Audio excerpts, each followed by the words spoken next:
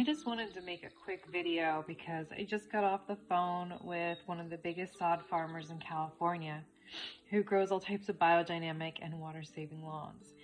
And I just gotta say, it's really important that we plant right now while everything's dying and local HOAs and governments are doing crazy things and mandating that we put in AstroTurf and gravel in front yards.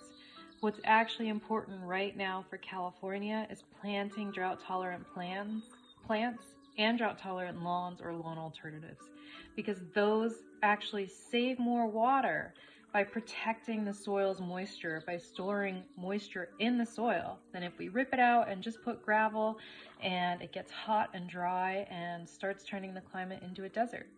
Planting plants reverses desertification. It's planting the right plants that can withstand extreme heat and drought, so they only need minimal water.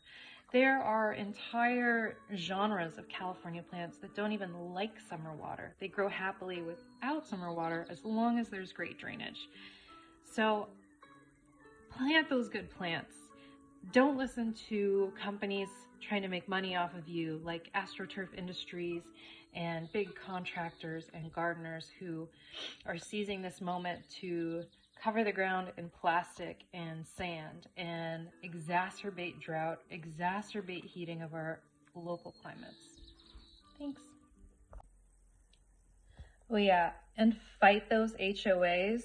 Sue them if you have to. You do not have to put AstroTurf in your front yard. That is the worst possible thing that we can do for the environment right now.